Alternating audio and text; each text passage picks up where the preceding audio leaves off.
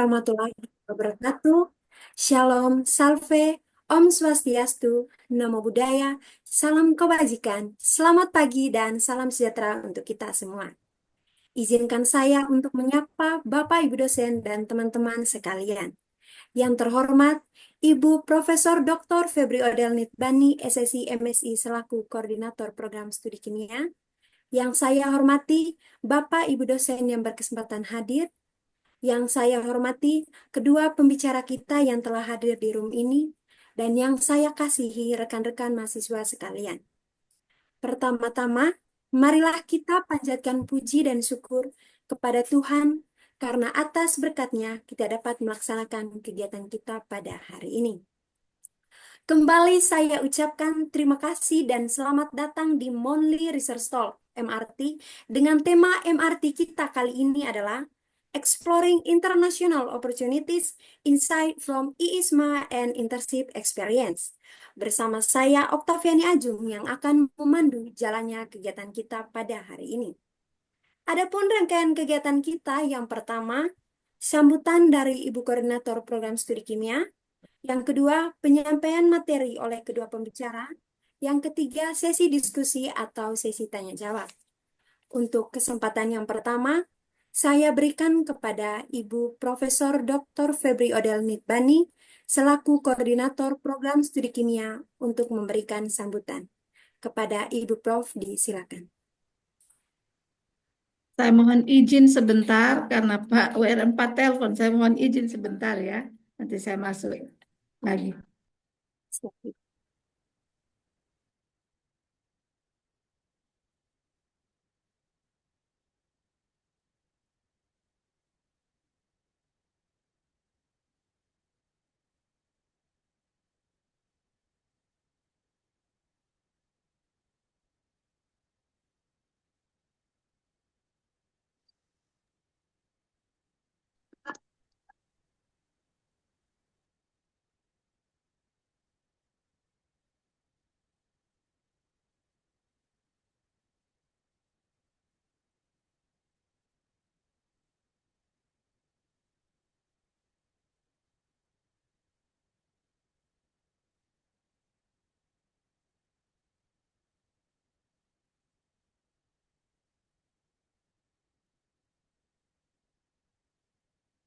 Baik, yang saya hormati Bapak Ibu dosen program studi kimia Fakultas Sains dan Teknik Universitas Nusa Cendana. Tercatat di sini Prof. Rainer bersama Ibu Sherly Ledo. Yang saya hormati adik-adik himpunan mahasiswa kimia yang menyiapkan acara pagi ini. Yang saya hormati adik-adik mahasiswa peserta kegiatan MRT Prodi Kimia edisi Februari 2025. Dan yang saya hormati adalah juga adalah adik-adik dari teknik mesin yang mungkin bergabung pada pagi hari ini. Dan yang saya hormati juga adalah adik-adik yang akan menjadi narasumber pada pagi hari ini. Terima kasih sudah mempersiapkan segala sesuatu untuk kita bisa melaksanakan MRT pagi hari ini, untuk panitia dan juga untuk Prof. Rainer. MRT program studi kimia pada edisi Februari 2025 ini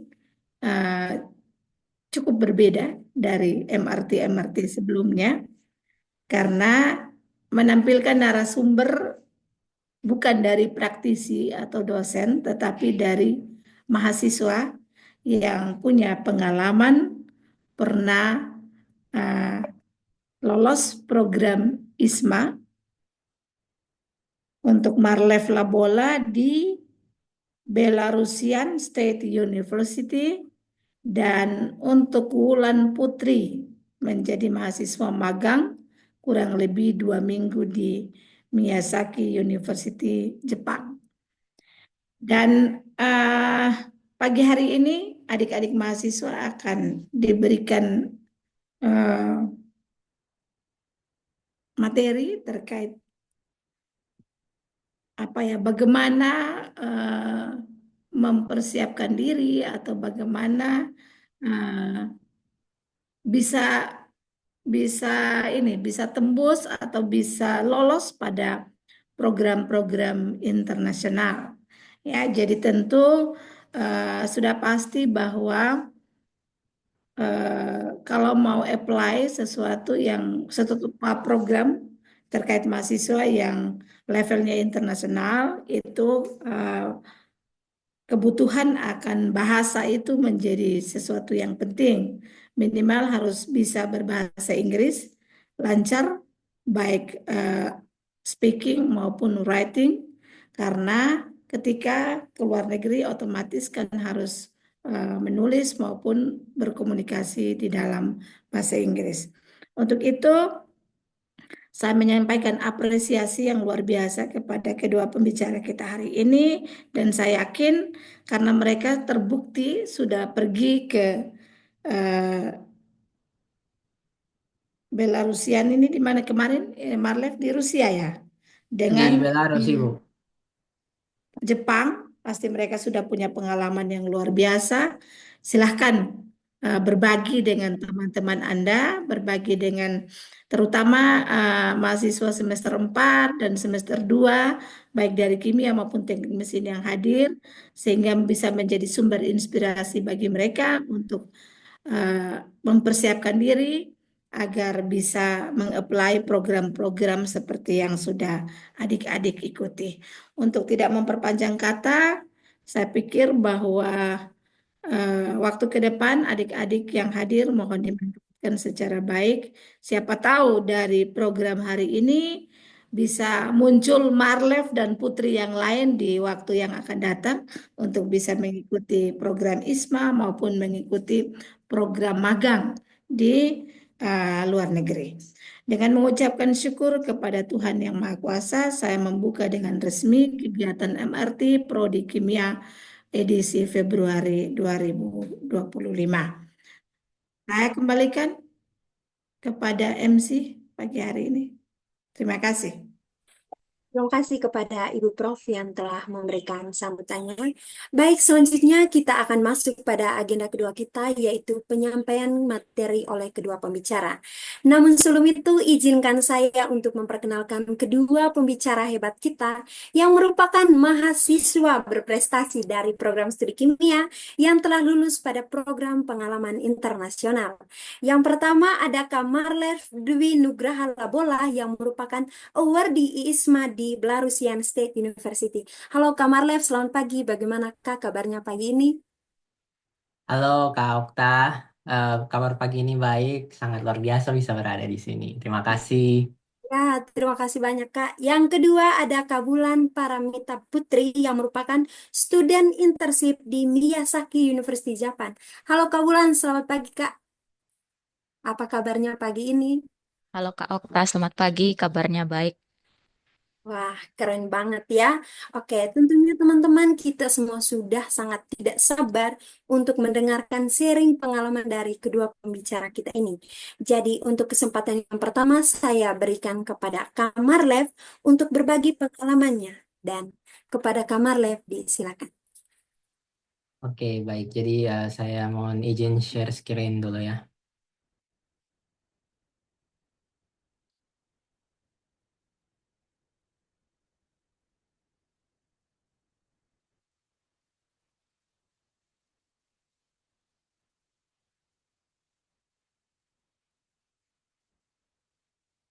Apakah layar saya sudah terlihat di share screen apa atau belum?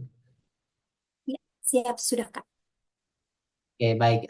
Jadi pertama-tama, Shalom, Salve, Assalamualaikum warahmatullahi wabarakatuh.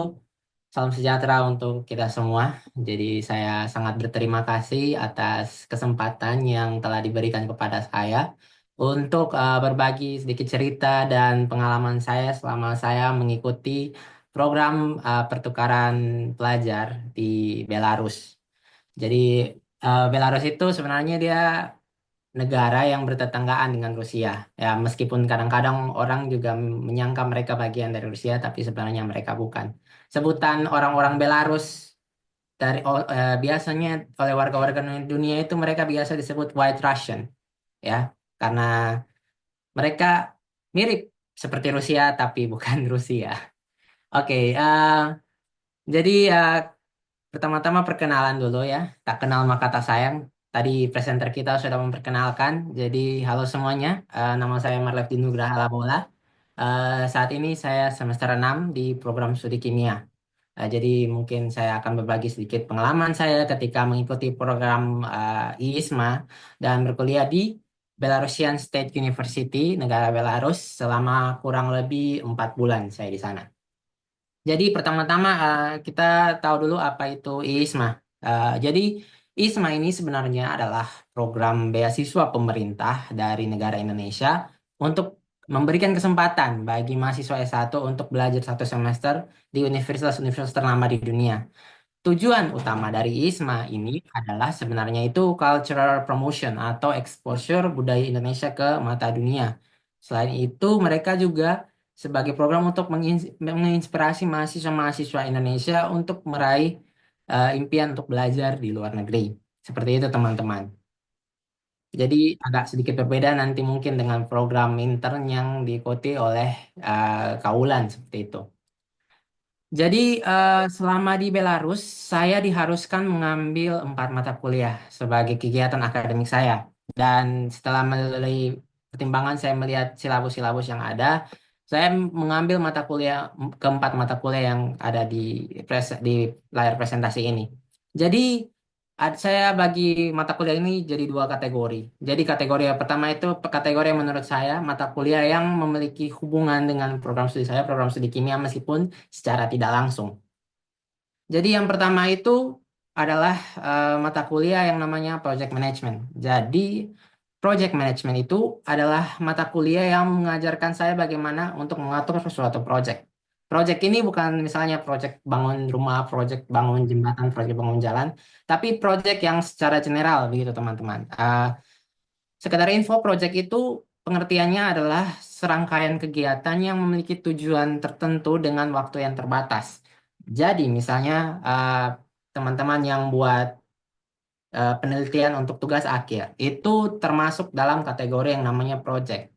Karena dalam membuat itu kita tentu memiliki tujuan yang jelas. Mungkin dari kalau misalnya kita mahasiswa kimia, ada hal-hal yang harus teori-teori kita harus kita buktikan melalui eksperimen dalam laboratorium, atau mungkin dari anak-anak teknik mesin harus membuat mesin atau produk-produk yang berhubungan dengan ilmu teknik mesin. Itu semua termasuk project. Dan tentu yang membedakan project dari hal yang lain itu ada batas waktu, teman-teman. Jadi dalam waktu yang terbatas kita harus mencapai tujuan yang kita tetapkan di awal. Nah, di mata kuliah inilah saya belajar bagaimana merancang project, merencanakannya, membuat timeline-timeline agar project yang sudah direncanakan itu dapat berjalan dengan maksimal. Seperti itu, teman-teman. Yang kedua ini adalah academic writing. Jadi academic writing ini seperti namanya mengajarkan saya untuk menulis tulisan akademik dan juga tidak hanya menulis sebenarnya, tapi dalam di sini juga kita diajarkan untuk membaca, menganalisa, bagaimana mengambil hal poin-poin penting dalam teks-teks akademik yang kita baca.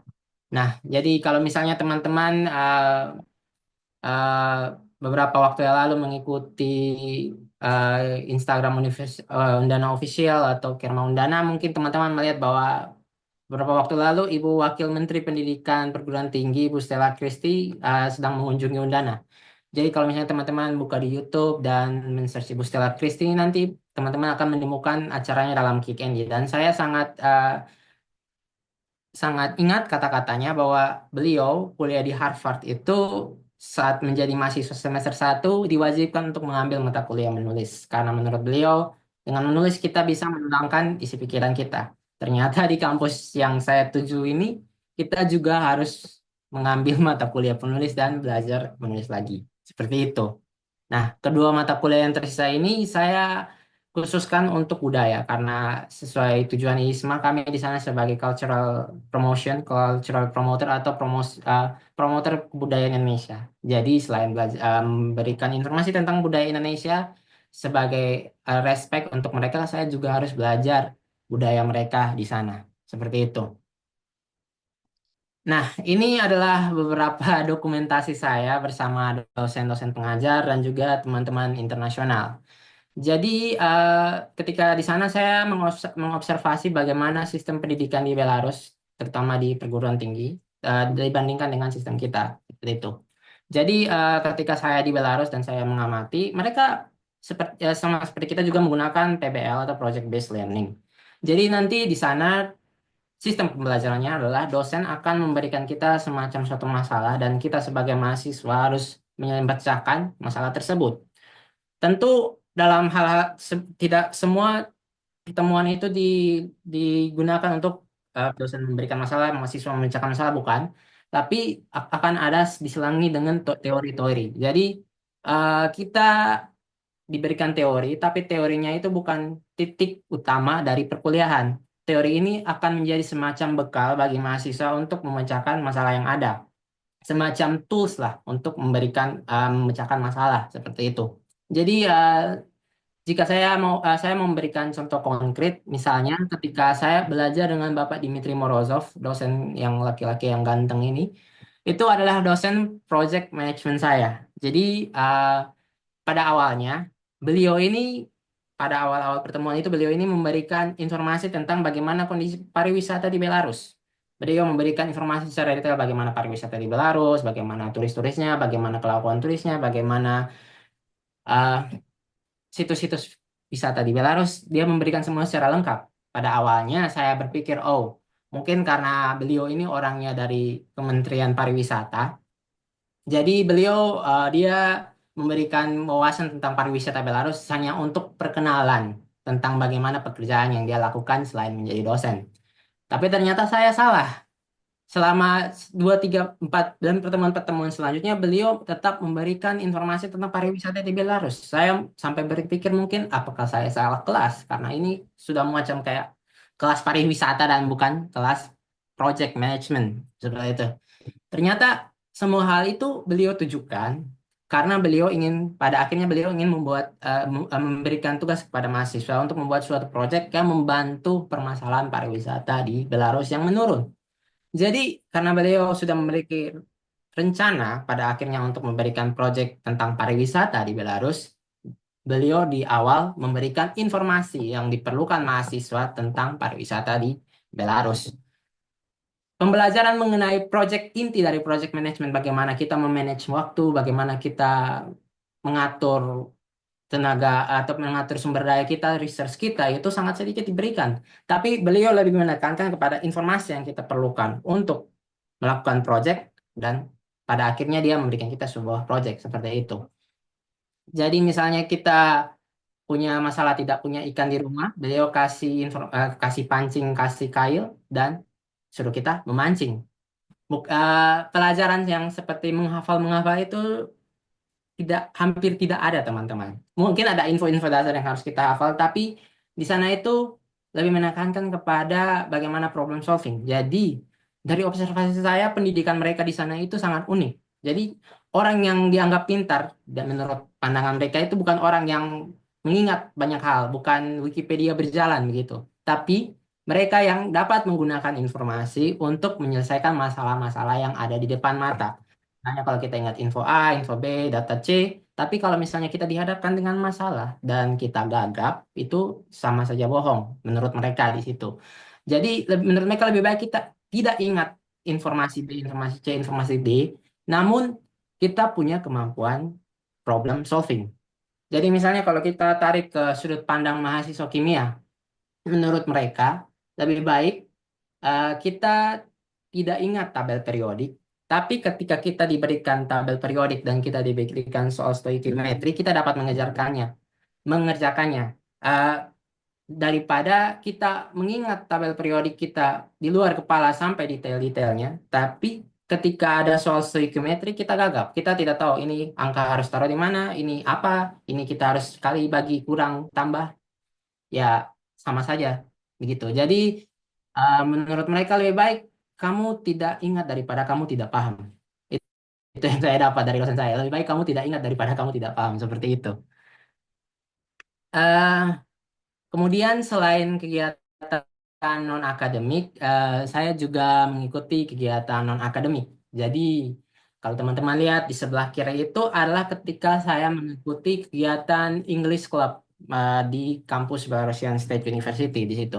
Jadi di sana itu selain kegiatan di sana juga ada lomba debat teman-teman seperti yang biasa diselenggarakan oleh Undana. Jadi selain kita mengikuti latihan mereka lomba debat setiap hari, kita juga mengenalkan budaya Indonesia, semua tentang Indonesia dari presiden sampai budaya-budayanya, sampai detail-detail kita tuangkan semua di English Club untuk memperkenalkan budaya Indonesia kepada teman-teman English Club kita.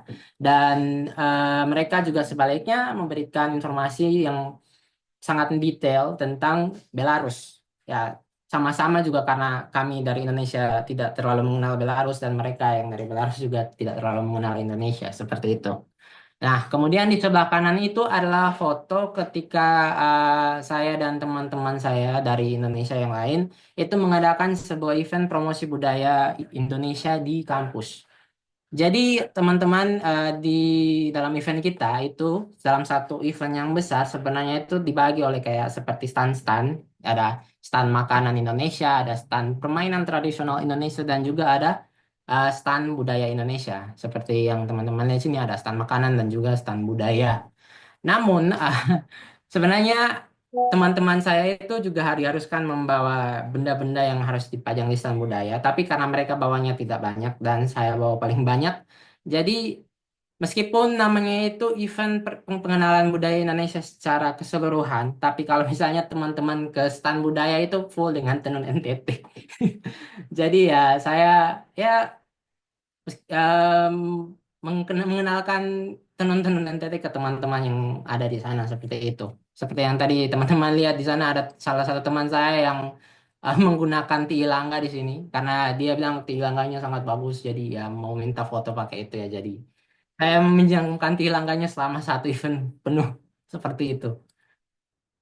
Oke, selanjutnya dari saya itu tentang tips untuk mungkin teman-teman yang ingin belajar keluar. Ini menurut saya bukan hanya tips yang berlaku untuk program IISMA saja, tapi tips yang berlaku untuk seluruh program beasiswa yang mungkin ingin teman-teman apply seperti itu. Oke, jadi saya memikirkan semalaman bagaimana supaya gampang diingat. Jadi saya membuat singkatan MOKE. Jadi kalau teman-teman ingin bisa berkuliah di luar, ingatlah MOKE. Bukan MOKE untuk minum, tapi ada kepanjangannya. M itu adalah mempelajari bahasa Inggris, teman-teman. Tadi Ibu Ketua Program Studi sudah bilang bahwa bahasa Inggris itu sangat penting untuk dipelajari, teman-teman.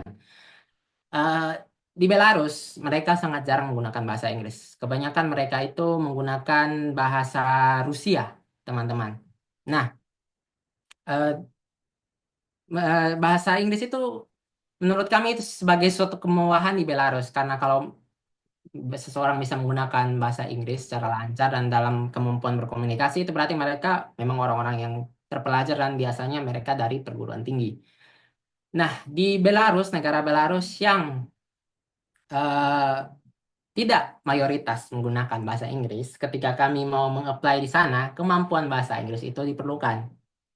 Nah, apalagi negara-negara yang mayoritas bahasa Inggris, Australia mungkin, UK atau Amerika, tentu kemampuan bahasa Inggris yang diperlukan itu lebih tinggi lagi, teman-teman. Jadi, bahasa Inggris ini memang krusial kalau misalnya teman-teman mau berkuliah atau mengambil beasiswa di luar negeri.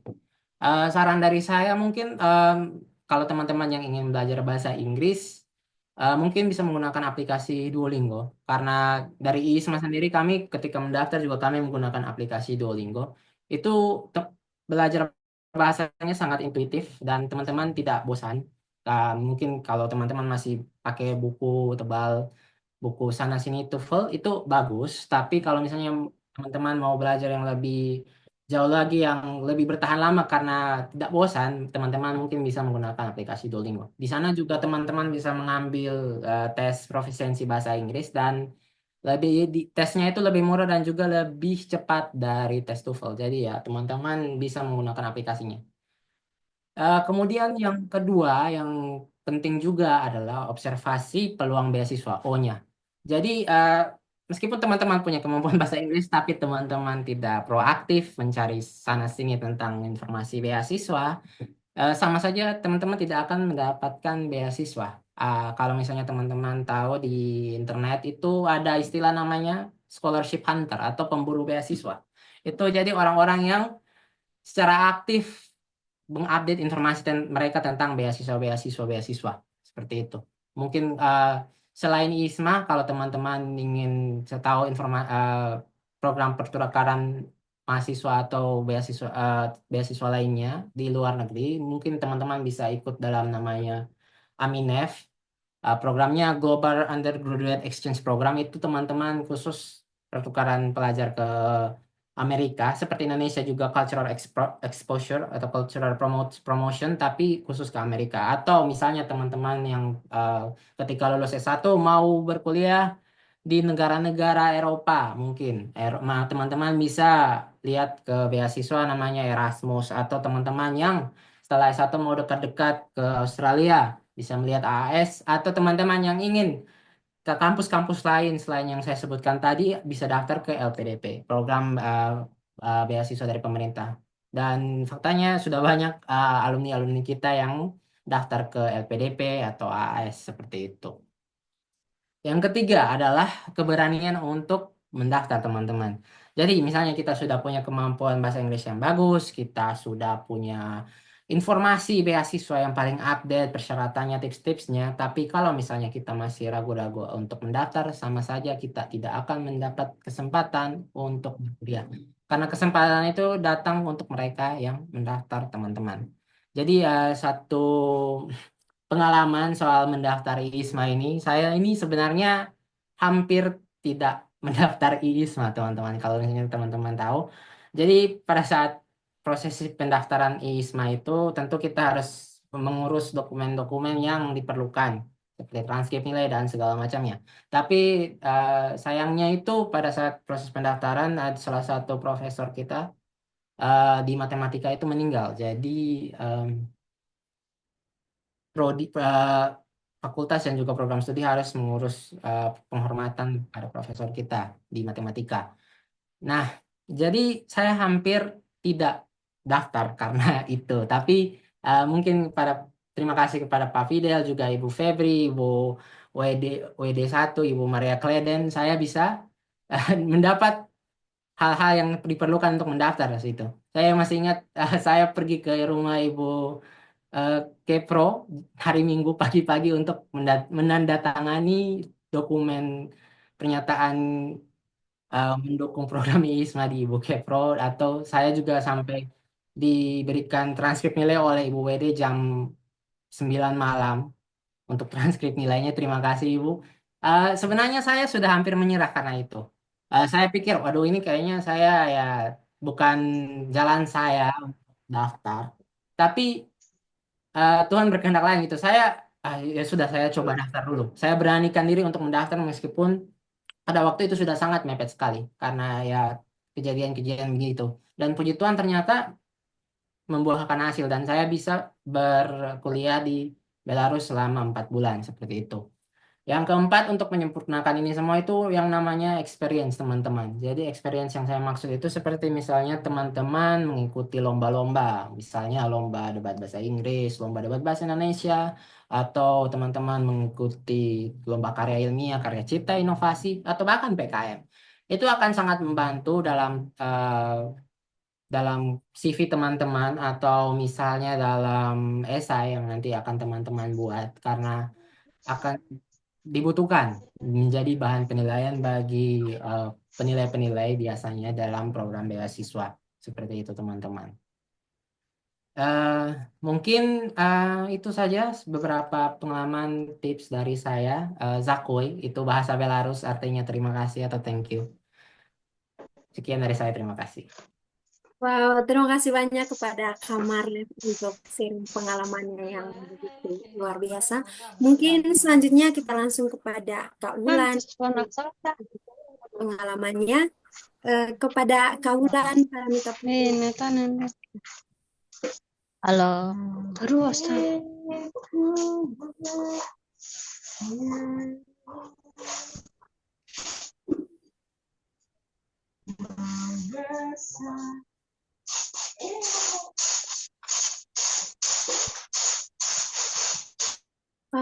Sebelumnya mungkin kepada Saudari Alfiana Pela untuk mematikan mic-nya. Terima kasih. Oke, baik. Terima kasih atas kesempatan yang diberikan. Pertama-tama, selamat pagi buat semuanya. Salam sejahtera buat kita semua. Terima kasih atas kesempatan yang diberikan kepada saya untuk membagikan pengalaman saya dalam kegiatan internship di Miyazaki University kemarin. Bisa lanjut slide-nya, Marlev? Pertama-tama, perkenalkan, nama saya Ulan Paramita Putri. Saya semester 6 program studi kimia. Dan saya kemarin berkesempatan untuk mengikuti kegiatan magang singkat di Universitas Miyazaki Jepang pada tanggal 2 sampai 11 Desember. Itu ada Instagram saya. Kalau yang Instagramnya private saya follow, tolong diizinkan. Lanjut. Belum dulu, tunggu. Sorry. Aduh, Kak, maaf, Kak. Saya agak gugup nih, Kak. Baru pertama kali, Kak. Jangan gugup, biasa sah. Sudah jadi Baik. orang hebat itu. Ayo lanjut. Baik, saya mohon maaf, saya lupa tadi memperkenalkan yang ada di foto. Jadi yang ibu yang ada di sebelah saya itu Ibu Dokter Elizabeth Tangkonda. Beliau adalah koordinator program studi dari kedokteran hewan. Beliau kebetulan berada di sana dalam program penelitiannya dan beliau menjadi pendamping kami di sana, menjadi ibu angkat dari kami di sana. Di sebelahnya ada saya, di sebelahnya lagi yang di tengah-tengah adalah Kevin dari program studi teknik sipil. Dia mempelajari tentang ke laut, ini teknik yang untuk ombak. Dan sebelahnya lagi ada Dave mempelajari teknik ilmu komputer. Dan sebelahnya lagi mungkin sudah banyak yang tahu. Saya dan Marlev panggil dia Paulus, tapi mungkin teman-teman yang lain kenal dia sebagai Adi Uli, salah satu Instagram selebgram. Oke, lanjut. Baik, pertama-tama biar saya jelaskan sedikit bahwa program ini merupakan program kerjasama Undana yang merupakan implementasi dari salah satu visi Undana yaitu Global Oriented University. Nah, inisiasinya ini diawali oleh Ibu Elizabeth Tangkonda beserta Pak Rektor, Pak Dr. Aksanam juga, dan pada kesempatan tahun 2023 itu Bapak Dekan Profesor Dr. Filipi De Rosari melakukan penandatanganan kerjasama dengan Universitas Miyazaki dan telah mengirimkan yang pertama yaitu ada dua orang mahasiswanya, salah satu dari teknik mesin dan salah satunya dari teknik sipil. Nah, pada tahun 2024 kemarin, Fok FST mengirimkan empat orang yang ada di bawah saya dan teman-teman. Selanjutnya,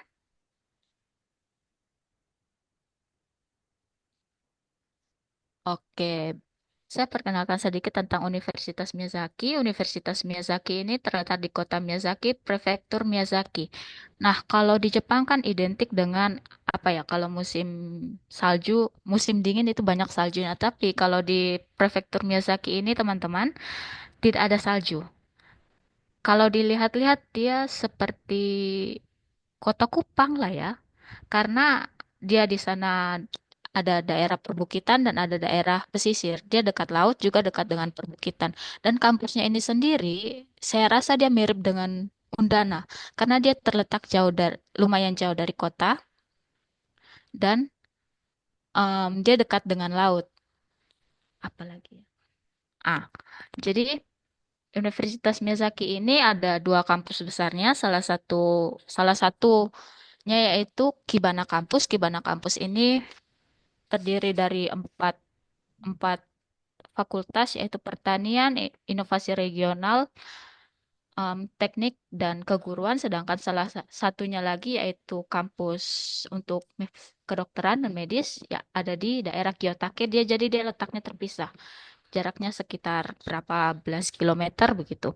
Nah, saat ini University of Miyazaki telah berkembang menjadi salah satu universitas unggulan di wilayah Kyushu karena Miyazaki ini sendiri terletak di daerah Kepulauan Kyushu dengan teknologi kesehatan dan lingkungan universitas. Dan universitas juga berfokus pada pendidikan lintas disiplin serta penelitian inovatif. Bisa ke slide selanjutnya? Nah, ini yang saya lakukan di selama aktif kegiatan labnya itu cuma 4 hari dan yang saya lakukan adalah sintesis asam vitanat atau vitanic acid. Nah, vitanic acid ini adalah asam lemak rantai bercabang yang berasal dari oksidasi fitol. Ini bisa kita lihat senyawanya ada di sini.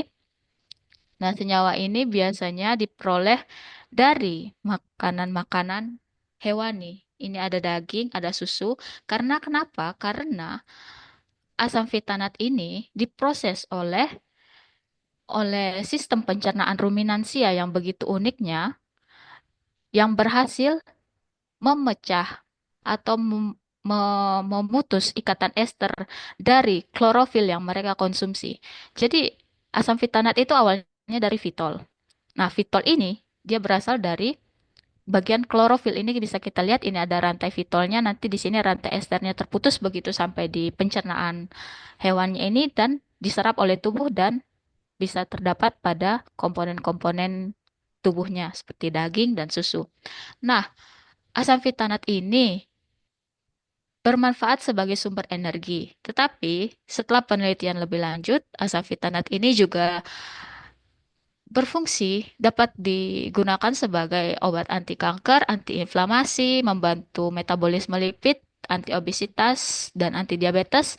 Namun, konsentrasinya yang banyak dalam tubuh akan menyebabkan keracunan atau memiliki kadar toksisitasnya sendiri. Baik, kita lanjut ke slide selanjutnya. Nah, ini adalah sintesis. Di sini mau sintesis asam vitanat itu ada dua tahap. Yang pertama sintesis fitolnya menjadi dihidrofitol dulu, nanti dihidrofitol baru menjadi asam vitanatnya. Nah, di sini bisa lihat senyawanya itu ada ini senyawa fitol. Kita menggunakan katalis palladium karbon sebanyak 5% dengan gas hidrogen sebesar 1 atm dengan pelarutnya etanol. Nah, jadi saya langsung ke pembuatannya saja. Jadi bahan-bahannya itu fitolnya itu dicampur dengan katalisnya. Nah, sebentar. Saya agak gugup, guys. Jadi, fitolnya itu ditambahkan dengan katalis 5% palladium kadmium di dalam labu yang kemudian ditambahkan gas hidrogen. Gas hidrogen, nanti gas hidrogen penambahannya itu dari kantung hidrogen. Jadi labunya itu dihubungkan dengan ada namanya three-way stopcock.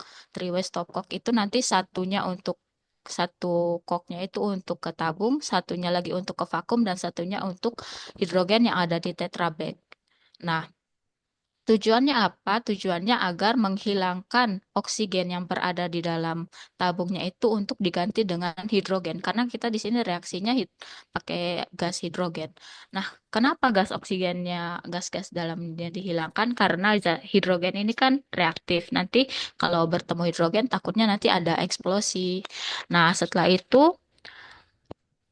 setelah dicampurkan semuanya, diganti gas di dalamnya, kita stirrer dia selama 24 jam.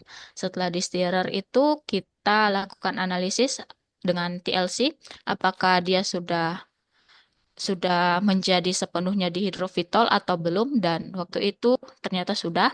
Selanjutnya kita lanjutkan dengan filtrasi. Nah, filtrasi ini digunakan sebentar, untuk menghilangkan katalis palladium karbon itu menggunakan corong Kiriyama. Nah, corong Kiriyama ini mungkin belum banyak yang lihat, dia seperti mangkok. Di dalamnya itu mangkok, alasnya datar. Di dalamnya itu ada lubang-lubang tipis ya seperti corong pada umumnya, tapi di dalamnya itu ada lubang-lubang tipis yang digunakan untuk nanti ada filtratnya masuk. Nah, itu diberi alas dengan kertas saring, dicuci dengan etil asetat, terus digunakan selit. Nah, selit itu bubuk silika, dia diatomik silika. Dia seperti tepung, warnanya putih, dan itu untuk biasanya digunakan untuk menyaring senyawa logam. Di sini adalah menyaring katalis logam, palladium karbon ini. Nah, setelah difiltrasi, kemudian dimurnikan dengan kolom kromatografi menggunakan silika gel. Nah, yang digunakan waktu itu kolomnya sebesar 3 3 ya 3 cm dengan tinggi silikanya itu 15 cm. Kemudian diambil fraksinya. Jadi pelarutnya itu etil asetat dengan heksan. Kemudian diambil fraksinya sebanyak, kalau kurang lebih seingat saya itu ada 15, tapi yang mengandung dihidrofitolnya itu dari nomor nomor 4 sampai yang 10 saja. Kemudian setelah didapat fraksinya, kemudian dievaporasi, dan setelah dievaporasi maka dihitunglah jumlah jumlah senyawa yang sudah dihasilkan. Dan di sini dihasilkan senyawa dihidrofitolnya itu sebanyak 601,8 miligram dengan rendemen sebesar 73%. Selanjutnya, Marlev. Nah, ini adalah tahap kedua di mana dihidrofitol tadi disintesis menjadi asam vitanat. Bisa kita lihat di sini. Aduh, iya saya lupa menjelaskan. Kalau yang sebelah itu namanya reaksi hidrogenasi. Kalau yang di sini namanya reaksi oksidasi, di mana kita mengubah alkohol primer menjadi asam karboksilat. Yang tadi fitol yang tadi itu dia mengubah menjadi campuran rasemat. Di sini ada RS, di sini 3 RS menjadi di sini asam karboksilatnya. Nah, di sini digunakan oksidator ruteum triklorida dan kooksidatornya natrium periodat. Di sini pelarutnya ada asam asetonitril, air, dan asam asetat. Yang pertama yaitu seperti biasa kita campurkan materialnya, terus di sterir selama 2 jam. 2 jam saja karena katalis rutenium dan natrium periodat ini terbilang katalis yang cepat dan ramah lingkungan, teman-teman. Selanjutnya itu nanti hasilnya itu bisa dilihat, saya ada dokumentasi, kemudian difiltrasi menggunakan Kiriyama Funnel dan Selit tadi, prosedurnya sama. Yang ketiga ini adalah ekstraksi cair-cair. Ekstraksi cair-cair kita ambil organic phase-nya. Organic phase-nya di sana mengandung asam vitanat itu sendiri. Kemudian purification-nya menggunakan kolom kromatografi juga. Ini kita menggunakan kolomnya itu selebar 1,5 cm dengan tinggi silikanya itu 16 cm. Kemudian diambil fraksinasinya dan fraksinasi dia baru muncul di fraksinasi ke 4 ke ya pokoknya ada di belakangnya lah. Saya lupa, mohon maaf. Sudah lumayan lama. Setelah itu ya kita hitung berapa yang terdapat di dalamnya. Itu kami mendapatkan 171,96 miligram dengan persen rendemen sebesar 57%.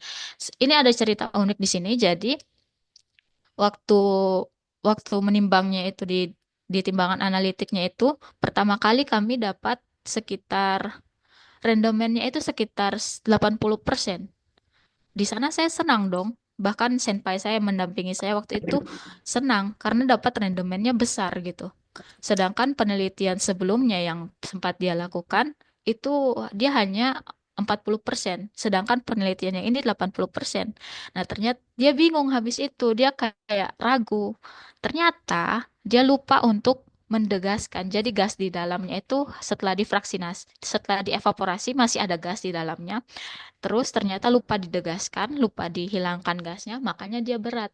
Dan ternyata setelah didegaskan, kami hitung ulang, hasilnya cuma 171,96 dengan randomnya 57%.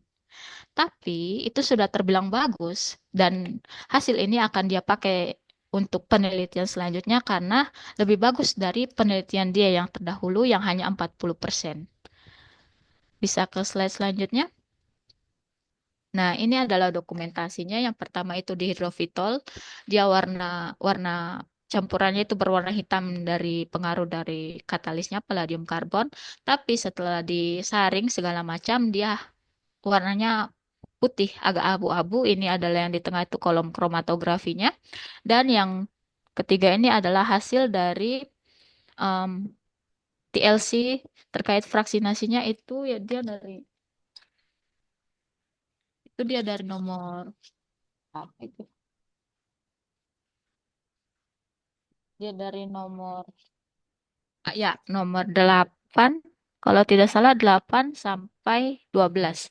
Selanjutnya yang di bawah itu ya asam vitanat. Dia berwarna kekuningan tapi setelah berbagai mengalami prosedur yang lainnya setelah diekstraksi cair-cair dia berwarna abu-abu, berwarna kehitaman dan hasilnya akhirnya itu adalah black oil, minyak berwarna kehitaman. Dia seperti minyak begitulah, dia berwarna kehitaman. Saya tidak bisa pegang karena dia terlalu sedikit dan saya tidak berani mengontaminasi.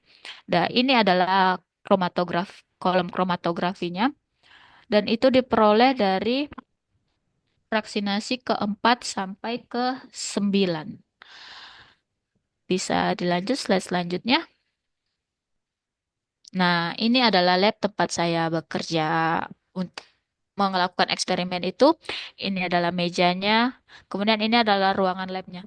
Di sini agak di sini agak unik ya teman-teman. Saya sempat shock karena begitu masuk dan begitu melakukan eksperimen, kita tidak menggunakan jas lab atau sarung tangan. Jadi kami bekerjanya itu ya tangan kosong. Agak was-was juga sih. Saya tidak tahu di lab lainnya bagaimana, tapi sepengalaman saya di sini kita bekerjanya itu ya biasa saja seperti tidak ada bahaya-bahayanya. Terus beberapa kali juga kami bawa minum, bawa makan ke sana tidak apa-apa. Bahkan senpai saya bilang bawa aja masuk nggak apa-apa kita minum di dalam begitu. Nah, ini adalah meja kerja saya. Di setiap meja kerja itu sudah ada peralatan lengkapnya, ada pipet-pipetnya, ada dua komponen besar utama di sana tuh harus ada etanol dengan metanol untuk bersihkan meja dan segala macam. Pipet-pipetnya pun ada pipet-pipet sendiri, pipet etil asetatnya sendiri, pipet heksan sendiri. Pokoknya yang pelarut-pelarut itu pipetnya sendiri.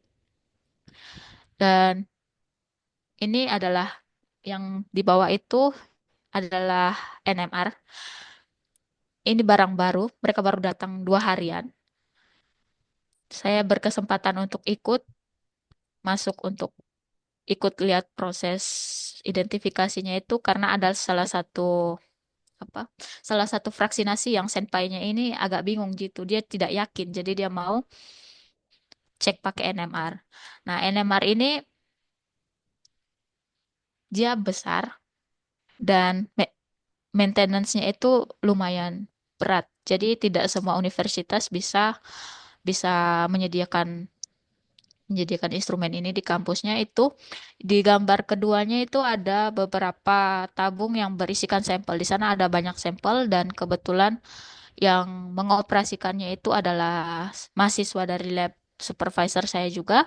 Dan di sini setiap sampelnya itu memakan waktu sekitar 5 menit dalam mendeteksinya. Jadi nanti ini dia berputar, dia berotasi dan sampelnya akan masuk satu persatu.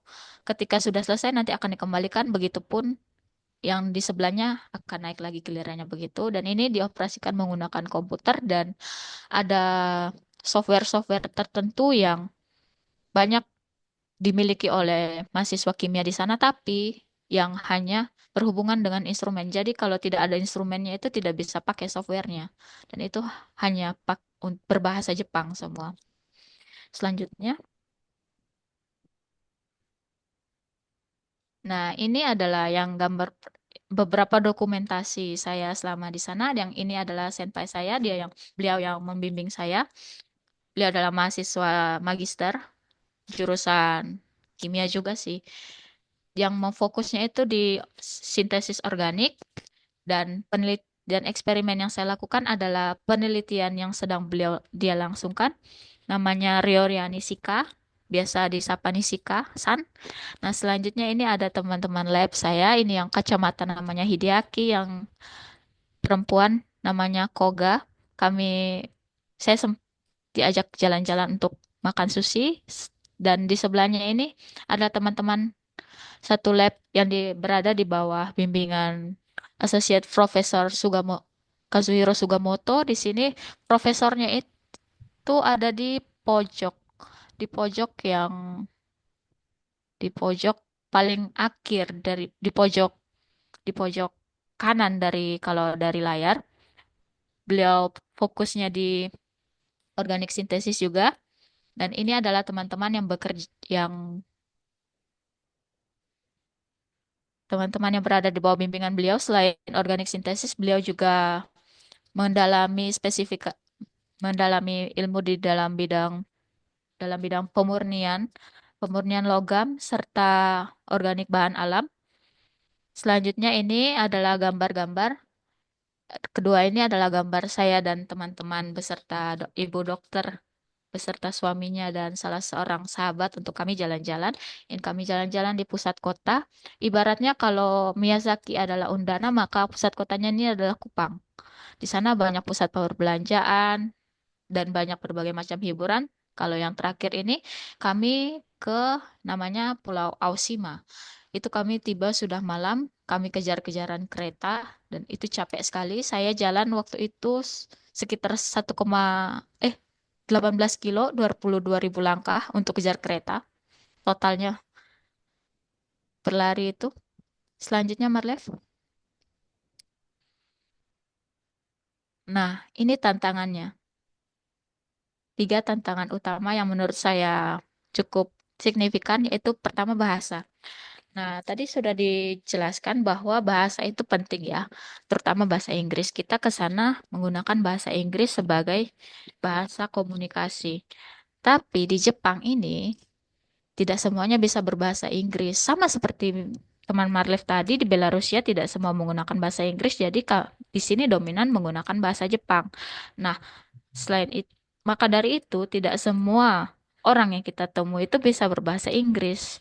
Termasuk teman-teman di lab saya yang bisa berbahasa Inggris lancar itu cuman teman saya yang tadi berkacamata yang namanya Hideaki serta senpai saya. Itu pun kami masih ngobrolnya itu agak tersendat-sendat karena orang Jepang sendiri mereka punya logat logat bahasa Inggris Jepang. Kalau lebih gampangnya itu seperti misalnya, kan bahasa Inggrisnya paspor, tapi mereka bilang paspoto, paspoto. Pengalaman di bandara waktu itu di Jepang, saya mau masuk di imigrasi dimintai paspoto. Saya bingung, ini minta paspoto apa? Saya rogo-rogo dompet tidak ada paspoto. Jadi saya hanya kasih paspor dan ternyata itu yang diminta. Terus habis itu contoh lagi ada kesulitan komunikasi dengan senpai saya, yaitu tentang kolomnya itu. Kan kita bilang kromatografi kolom. Kalau bahasa Inggrisnya kolom chromatography kan. Nah, tapi mereka bilang karam. Kolomnya itu dilogatkan ke mereka jadinya karam. Jadi beberapa saat itu saya bingung, karam, karam, apa karam, karam, garam begitu. Dan terakhir saya mengerti, oh karam itu ternyata kalam, kalam, kolom begitu. Jadi selain saran dari saya, selain berbekal bahasa Inggris, teman-teman kalau mau ke sana juga minimal bahasa Jepang dasar saja sudah cukup untuk interaksi komunikasi ringan. Selain itu ada tantangan keduanya, yaitu makanan. Teman-teman lihat mungkin di sana makanannya enak, tapi percayalah saya tidak suka lidah Indonesia ya. Itu sushi yang tertutup itu sup telur. Sushi pertama dan keduanya itu berhasil teman-teman. Saya gagal di sushi ketiga. Saya gagal di sushi ketiga, maka dengan perasaan tidak enaknya, dengan perasaan mau nangisnya tidak enak, dan perasaan apa ya, kayak perasaan tidak enak kepada teman-teman yang ngajak makan itu juga sangat besar. Akhirnya saya memutuskan itu. untuk keluar dari meja dan segera ke toilet karena saya tidak bisa menelan ikan mentah ternyata. Dan akhirnya pas saya kembali, mereka cuman ketawa-ketawa. Di meja saya sudah ada hidangan yang masak, sudah ada udang tempura dan nasi. Saya makan itu saja dengan es krim. Saya tidak makan yang lain lagi. Selanjutnya ada tantangan ketiga, jalan kaki. Jalan kaki ini mungkin banyak yang terbiasa berjalan kaki, tetapi saya pribadi tidak terbiasa jalan kaki. Saya ke kampus pulang perginya diantar atau pakai Maxim. Jadi begitu sampai di Jepang, yang kalau transportasi umumnya itu bus dan butuh jalan ke tempat tujuan, itu sangat sangat sangat apa ya? Cukup capek sih. Karena di sini busnya itu pakai jadwal. Kalau terlambat harus tunggu lagi 1 jam atau 2 jam lagi. Dan kalau tidak dapat busnya itu ya salah satu cara kalau tidak mau menunggu ya jalan kaki. Nah, jarak dari guest house ke kampusnya itu kurang lebih dari lampu merah Oesapa sampai di Prodi. Nah, itu jalan kaki sekitar 30 menit. Ada lah ya 30 menit lebih. Saya pernah salah naik bus. Ternyata busnya datang terlambat, jadi saya pakai bis yang sebelumnya itu dia rutenya lain arah. Jadi saya turunnya itu ke arah sebaliknya dan saya butuh waktu sekitar 1 jam untuk jalan kaki. Beruntungnya waktu itu saya tidak tahu kenapa saya punya punya keinginan hasrat untuk berangkat lebih pagi. Saya berniat, ah, kayaknya datang pagi-pagi. Saya mau pakai study room di sana, mau coba pakai study room. Saya jalanlah pagi-pagi. Ternyata saya jalan pagi-pagi begini, saya salah bus. Dan sampai syukurnya, saya sampai di kampus itu tepat waktu dan tidak terlambat.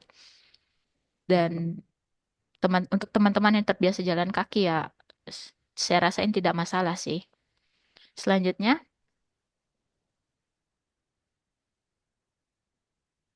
nah, ini ada sedikit fun fact atau budaya yang saya dapat selama di sana.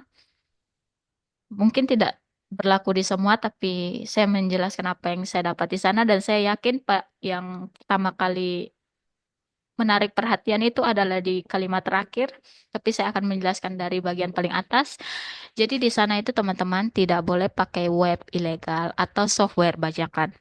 Nah, ini saya dapat cerita dari pengalaman tahun lalu, kakak yang dari teknik mesin tahun lalu katanya tidak boleh pakai software bajakan seperti aplikasi mod begitu, karena nanti begitu tersambung dengan WiFi kampus atau koneksi internet Jepang, nanti mereka akan deteksi dan nanti kita akan dipanggil untuk ya ditanya-tanya kenapa pakai ini, kenapa kamu akses ini. Dan itu software bajakan itu sangat tidak dianjurkan di sana. Di sana itu saya sempat tanya tentang software apa saja yang dipakai mahasiswa kimia di sana. Siapa tahu saya bisa bawa pulang beberapa kan. Tapi mereka di sana pakai software-software yang sudah connect dengan instrumen dan itu berbayar. Jadi mereka rembuk satu satu angkatan begitu untuk beli softwarenya itu dan dipakai bersama-sama.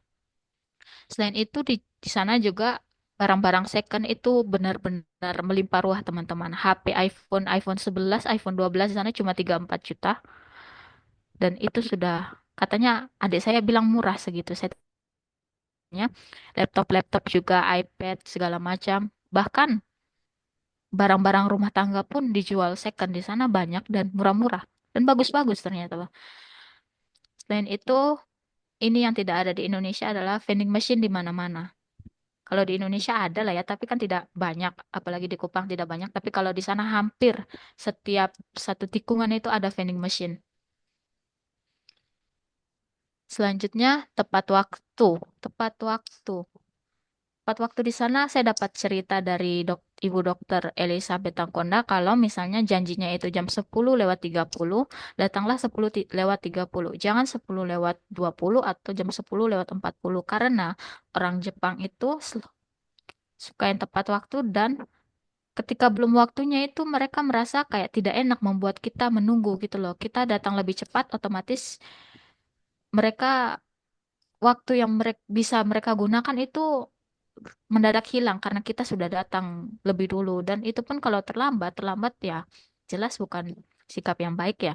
Makanya disarankan untuk tepat waktu, misal janji jam 10:20, tank datang jam 10:20.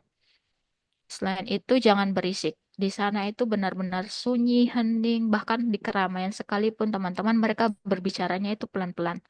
Pernah saya berteriak satu kali panggil teman saya waktu kami lari-lari di bandara, dan itu saya langsung ditegur sama salah seorang di sana. Mereka bilang, "Shh," begitu. Jadi tidak boleh ribut dan kalau menyeberang jalan harus sesuai rambu. Meskipun jalannya kosong, di sana kami harus tunggu rambu-rambu lalu lintas untuk memberikan kami kesempatan untuk jalan. Lampunya berubah hijau jalan baru kami bisa nyebrang meskipun jalannya kosong sekalipun. Selain itu, menariknya teman-teman di sana ada alarm yang digunakan untuk membimbing tunanetra agar bisa menyeberang jalan. Jadi mereka punya alarm khusus, dia nada-nada khusus yang memberitahu kapan mereka bisa nyebrang dan kapan mereka harus menunggu gitu loh. Nah, yang terakhir ini, kalau jalan kaki malam-malam tidak takut hantu, tidak takut suanggi, tidak takut begal atau orang jahat, tapi takut diseruduk babi hutan.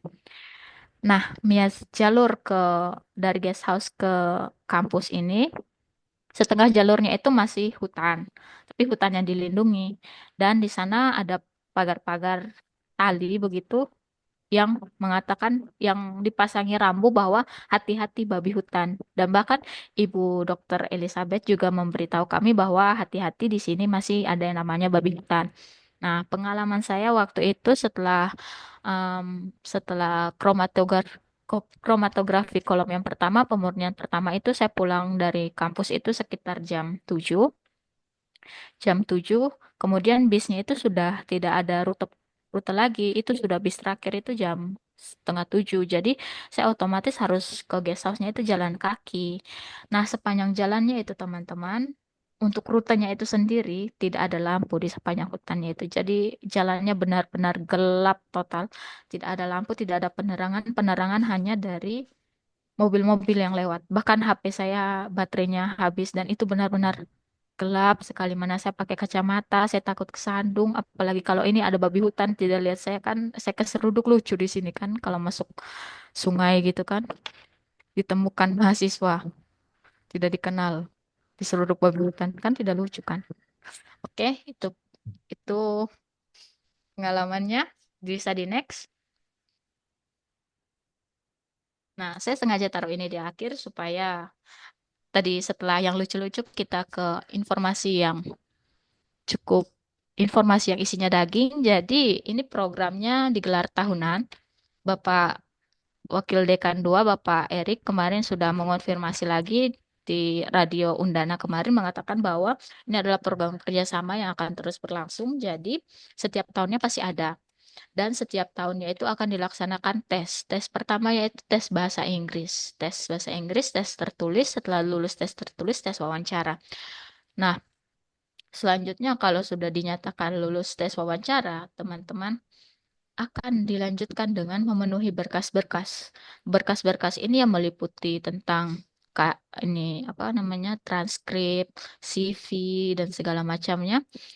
Dan teman-teman untuk mau lolosnya itu mau ke sananya. Mau ke sananya itu teman-teman nilai akademiknya juga harus mendukung dan ada skill. Saya yakin dan percaya untuk anak-anak kimia skill lab-nya itu sudah ada dan saya tidak ragu lagi kalau untuk bisa apa namanya masuk ke lab-lab yang di Jepang itu saya tidak ragu lagi karena skill lab-nya ya yang kita sudah pelajari selama praktikum-praktikum yang sudah pernah dilewati. Selain itu, kita harus ada kemauan untuk belajar karena apa ya kita negara yang ke negara lain yang memiliki sesuatu yang lebih, sesuatu yang tidak kita miliki. Jadi harus bisa memanfaatkan kesempatan di sana untuk menggali apa saja yang tidak ada di sana untuk dibawa ke sini gitu loh, untuk bisa dibagikan di sini. Jadi teman-teman harus punya kemauan untuk belajar. Pernah waktu itu satu kali kan ini kan programnya singkat ya. Di prosedurnya itu bilang bahwa untuk identifikasi senyawanya itu harusnya menggunakan NMR. Tapi karena waktu yang singkat, waktu praktikumnya itu kalau di total hanya 4 hari, waktu praktikumnya saja 4 hari, itu karena waktunya singkat, jadi kita identifiknya pakai TLC, tidak pakai NMR. Di situ saya cukup sedih karena, wah ini ada NMR loh. Saya ke sini minimal saya lihat NMR lah. Nah, ternyata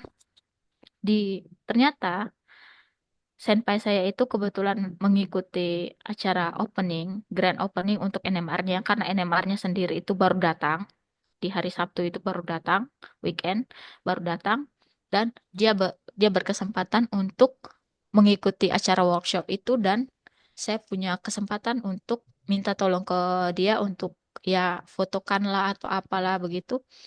Nah, ternyata beliau tidak apa tidak kasih saya fotonya tapi dia langsung ajak untuk saya, ayo kita ke lab ini untuk lab instrumen untuk kita analisis dengan NMR.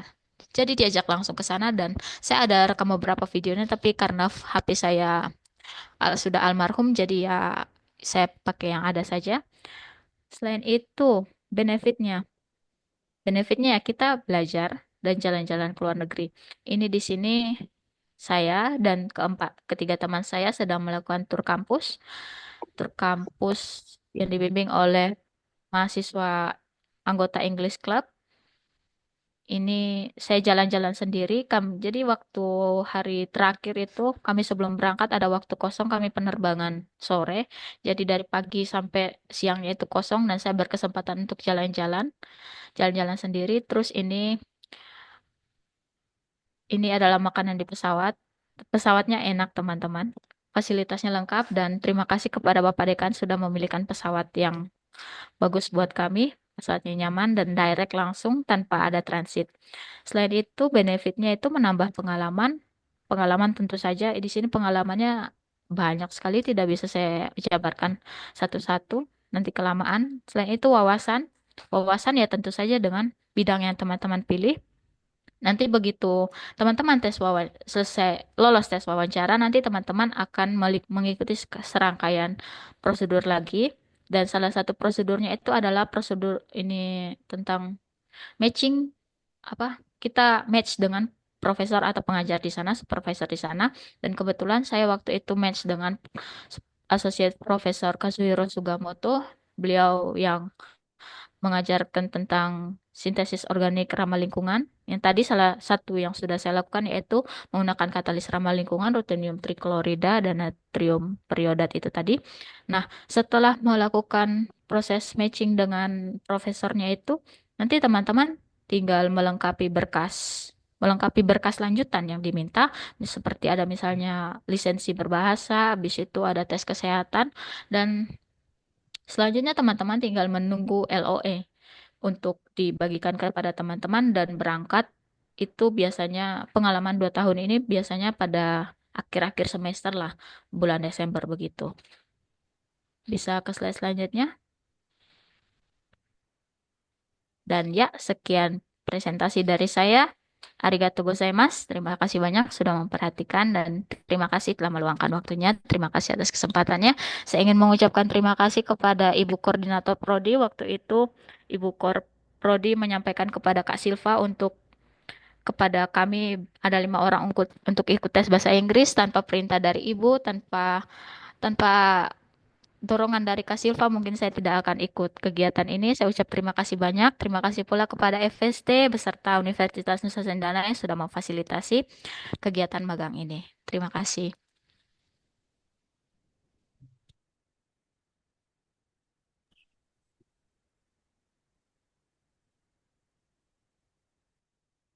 Baik.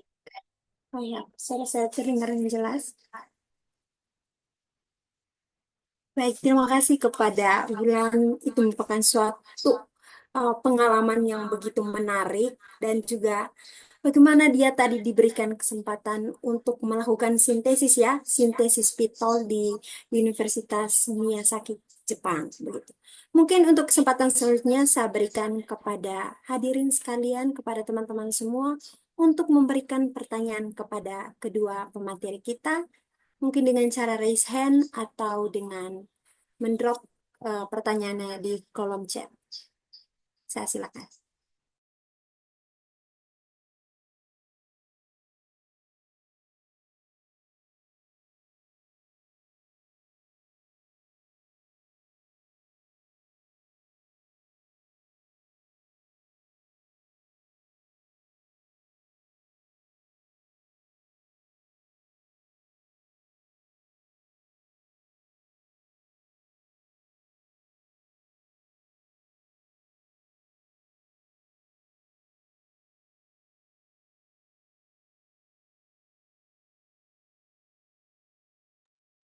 Sekali lagi, saya minta teman-teman yang mungkin ada pertanyaan, saran ataupun kritikan kepada kedua pemateri kita, saya persilakan.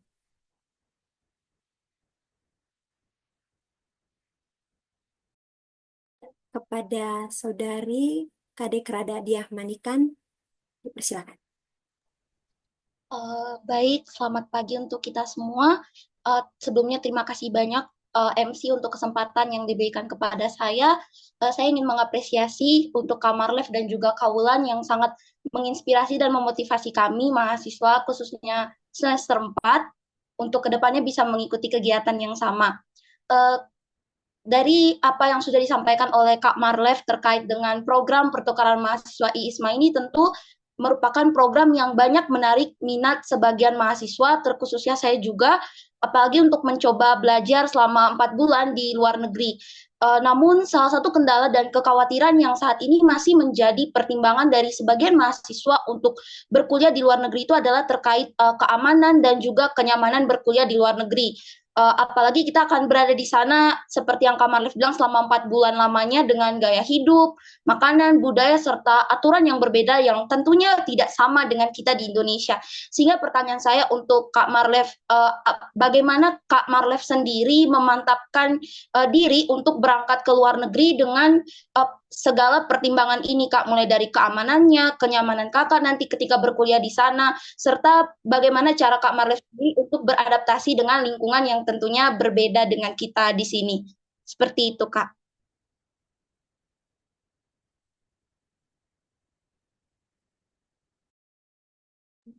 Pada Kamar Live langsung saja Kak untuk menjawab. Oke, baik, Rada, terima kasih atas pertanyaannya. Ini juga pertanyaan Rada membuat saya mengingat kembali ketika saya mendaftar IISMA ya. Jadi di IISMA itu kalau kita mendaftar kita diberi kesempatan untuk melihat kampus-kampus pilihan.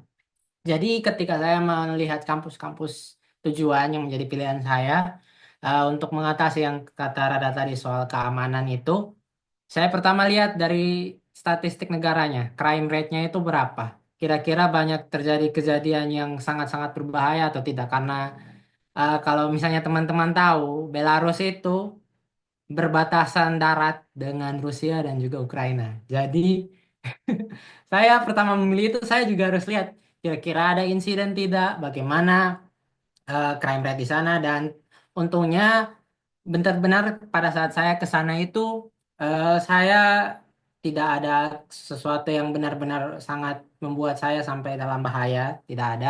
Karena itu, pertama kita harus untuk memilih kampus kita teliti negaranya dulu karena ya kampusnya berada di negara begitu.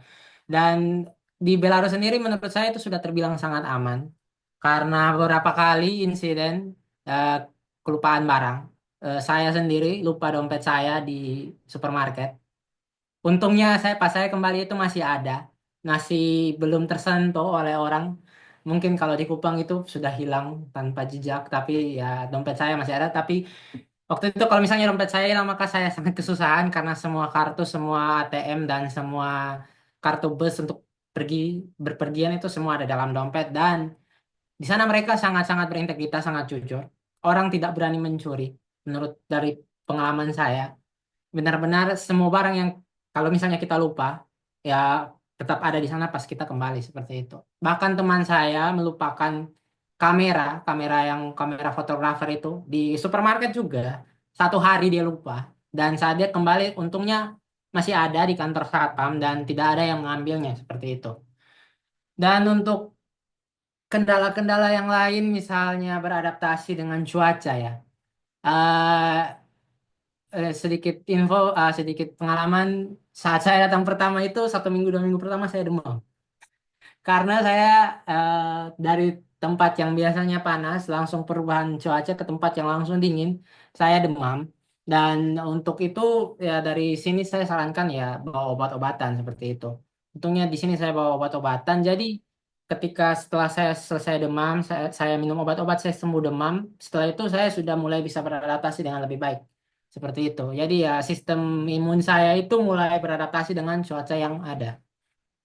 Dan ya terakhir untuk memantapkan ya doa kuat-kuat lah. Kalau saya ya, soalnya ini pengalaman pertama saya ke luar negeri, lebih tepatnya pengalaman pertama saya keluar pulau langsung keluar negara orang. Jadi ya tentu perasaan takut itu ada ya. Jadi ya teman-teman doa kuat-kuat supaya dilindungi dari segala macam mara bahaya seperti itu. Baik, Kak. Terima kasih. Baik, di sini ada satu pertanyaan di kolom chat dari Bapak Prof. Reiner. Untuk Wulan dan Marlev, mohon berkenan sharing bagaimana cara mengatasi kendala bahasa ketika berbelanja di toko atau pasar atau menggunakan transportasi umum di mana masyarakat umum tidak bisa berbahasa Inggris. Mungkin lebih ke bagaimana cara kakak berdua untuk mengatasi bagaimana kalau bertemu dengan orang-orang yang tidak bisa berbahasa Inggris, gitu Kak. Untuk Oke, yang pertama, ya, saya mulai. Jadi ya seperti yang saya sudah bilang sebelumnya, masyarakat di sana itu menggunakan bahasa Rusia kebanyakan. Bahkan eh, manajer asrama tempat saya tinggal itu bahasa Inggrisnya ya tidak tidak bagus lah menurut saya. Karena sangat susah dimengerti kalau mereka mau bicara bahasa Inggris. Vokabulari mereka dalam bahasa Inggris juga sangat kurang menurut saya. Jadi pertama, untuk komunikasi misalnya dalam kehidupan sehari-hari, kalau misalnya kami mau belanja di supermarket atau kami mau belanja itu, tentu kami harus belajar bahasa Rusia. Untungnya eh, kampus juga menyediakan ya sedikit program bagi kita, bukan di luar mata kuliah wajib yang kita ambil, kita bebas untuk mengambil mata semacam kursus bahasa Rusia yang mereka sediakan, dan itu sangat membantu kami untuk berkomunikasi sehari-hari, kayak misalnya belanja ayam, pizza pajalusta, jin, ruble, seperti itulah. Jadi kalau misalnya untuk semacam berbahasa itu kita harus belajar. Eh, Kami selain belajar secara formal di kursus, kita juga belajar melalui aplikasi. Kalau kami juga tetap pakai Duolingo untuk pakai belajar bahasa Rusia.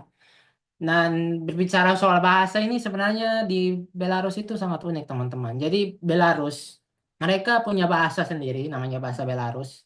Tapi kalau misalnya kita mau pakai komunikasi bahasa sehari-hari, mereka pakai bahasa Rusia. Seperti itu. Jadi kami di sana untungnya tidak perlu belajar bahasa Belarus, jadi belajar bahasa Rusia untuk komunikasi sehari-hari. Dan mungkin itu saja dari saya. Mungkin ada yang lain dari Wulan. Terima kasih. terima kasih. Selanjutnya untuk Kak Bulan. Terima kasih kesempatannya. Jadi kalau tentang berbelanja atau transportasi umum, kami di sana em, cukup jarang berkomunikasi. Karena kami setiap belanja itu kalau bukan dilayani oleh kasir, berarti kami scan barangnya sendiri, self-service. Jadi kami tidak berinteraksi banyak dengan orang di sana untuk dalam hal berbelanja atau naik transportasi umum. Naik transportasi juga begitu, karena bisnya sudah terjadwal dan di bagian atasnya itu sudah ada keterangan mau kemana dan kemana, jadi kami tinggal masuk saja. Terus nanti untuk bayarnya itu mereka ada kotak, kita tinggal masukkan uang di sana dan kami kita tinggal bilang arigato gozaimasu, kita langsung jalan. Terus kalau misalnya berbelanja di supermarket atau minimarket yang ada kasirnya, mereka akan tanya pakai kantong kah atau mau bayar cash atau mau bayar lewat apa namanya lewat pakai kartu kredit. Satu kata yang cukup sakti digunakan dalam berbagai situasi adalah satu, daijobu. Jadi mereka tanya, mau pakai kantong kah? Daijobu, daijobu des, daijobu. Kita hanya bilang begitu saja. Ya, kurang lebih seperti itu dan apalagi tadi ya. Dan untuk berkomunikasi sehari-harinya dengan teman-teman di sana, kita menggunakan dua media, yaitu komunikasi langsung dengan bahasa Inggris, tapi karena vocab yang seperti yang teman Marlif bilang bahwa ada yang tidak semua bisa berbahasa Inggris dengan fasih, jadi vocabnya terbatas. Kami berkomunikasi juga dengan Google Translate. Jadi kami harus sedia HP kalau misalnya kami sudah bicara bahasa Inggrisnya, sudah lawan bicara kita sudah agak ngelag gitu, kayak, hah, begitu? Kita langsung ketik cepat-cepat di Google Translate dan langsung tunjukkan ke mereka, baru mereka, oh iya, iya, iya. Langsung mereka jawab, kalau mereka bisa jawab pakai bahasa Inggris, mereka akan jawab. Kalau tidak, mereka ketik juga di Google Translate, baru tunjukkan kepada kita. Seperti itu, Kak. Terima kasih. Baik, terima kasih kepada Kak Marlev dan Kak Wulan. Selanjutnya tadi Kak Cikita Tameno sempat raise hand. Mungkin Kak Cikita dipersilakan untuk bertanya.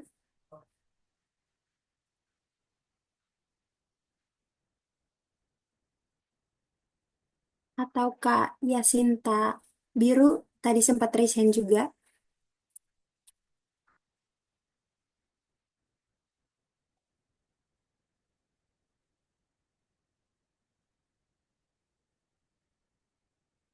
Coba ada pertanyaan di kolom chat.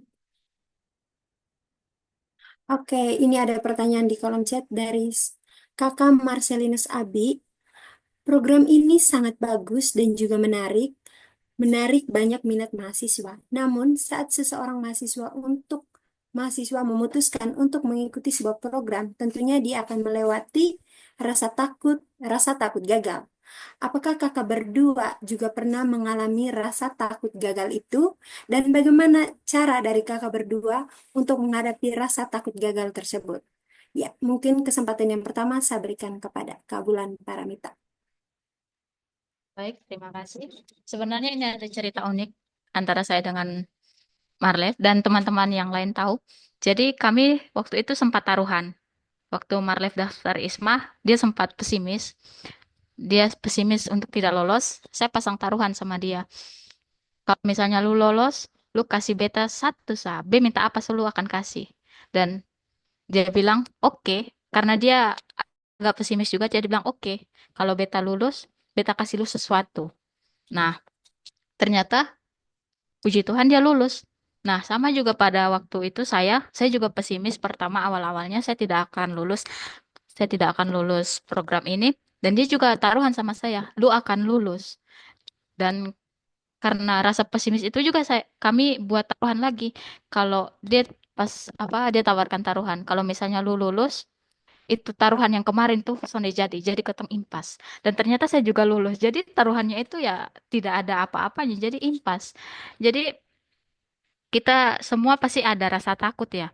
Bahkan saya mau ngomong ini aja tadi takut loh, overthinkingnya banyak, pesimisnya banyak. Tapi apa ya istilahnya itu gasa, gasa. Karena kalau memang itu buat kamu, kamu akan melewatinya dan kamu akan mendapatkan apa yang memang ditakdirkan buat kamu. Seperti program ini juga seperti yang sudah saya ceritakan bahwa saya ikut tesnya itu atas dorongan dari Ibu Kodpro dan Kak Silva.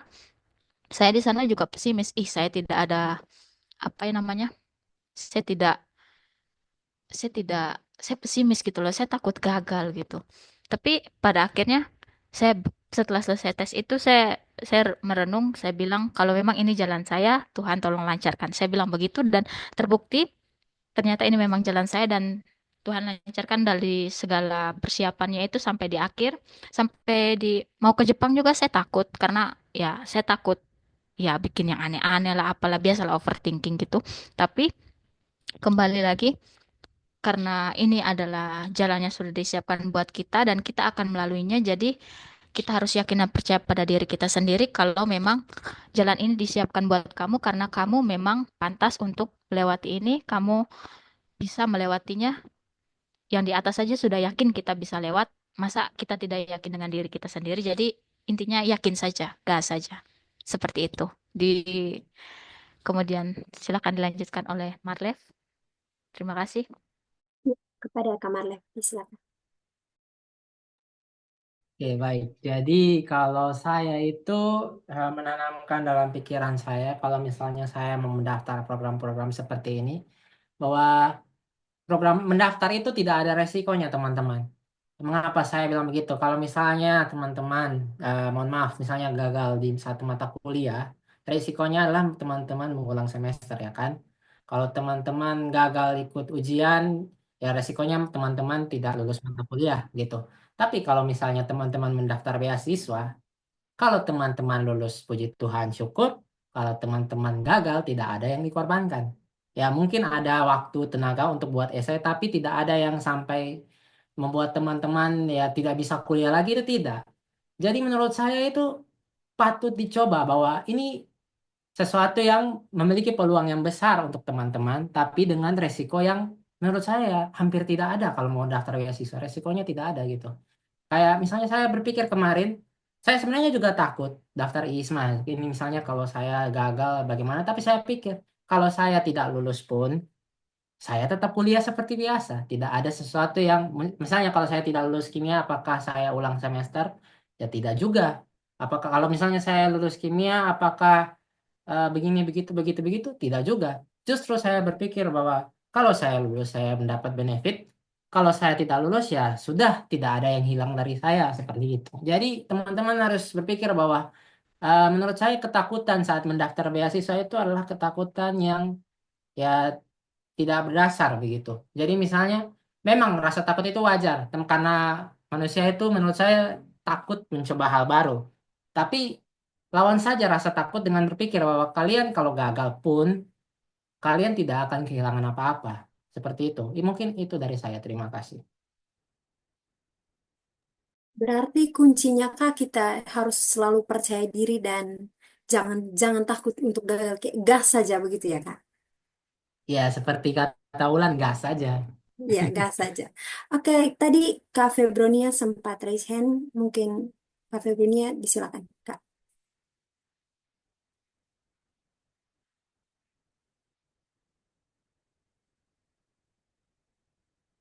Oke, tidak ada. Saya minta satu pertanyaan terakhir lagi, disilakan kepada teman-teman semua. Satu pertanyaan terakhir.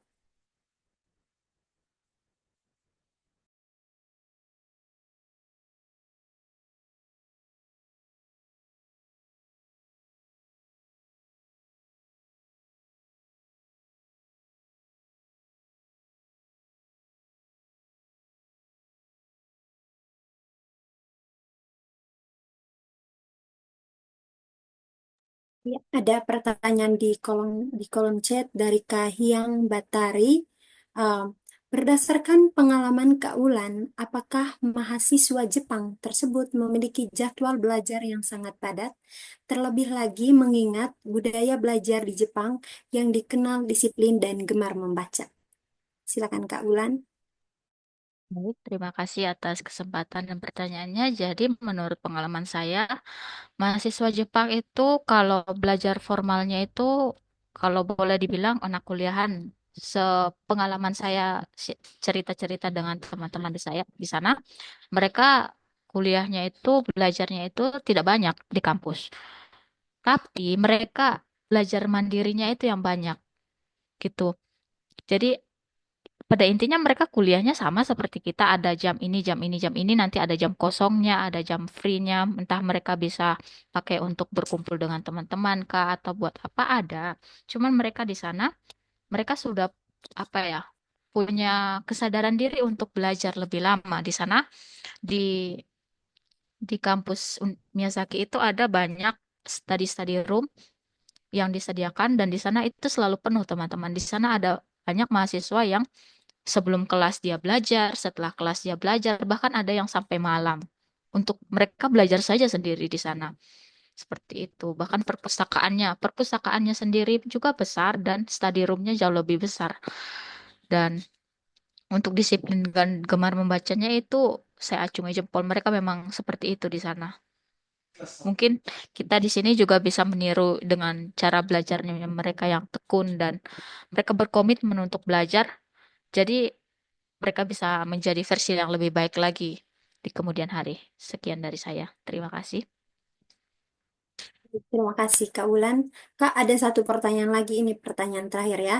Di kolom chat, itu dari Kak Yohanes Dionisius. ISMA merupakan program internasional yang dapat dijadikan sebuah cara untuk studi banding.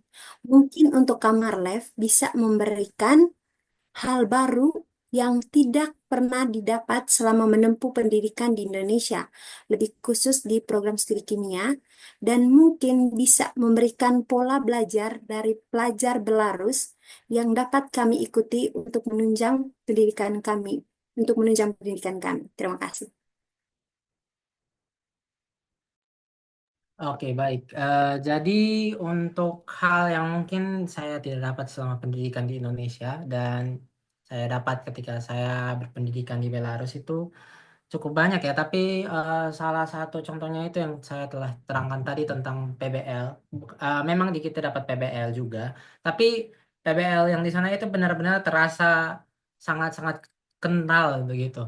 Jadi interaksi di sana itu lebih interaksi dua arah, mahasiswa ke dosen, dosen ke mahasiswa dan sama rata, bukan hanya kayak satu arah saja kayak dosen saja yang mengajar, tapi di sana mahasiswa juga ikut aktif dalam pembelajaran teman-teman.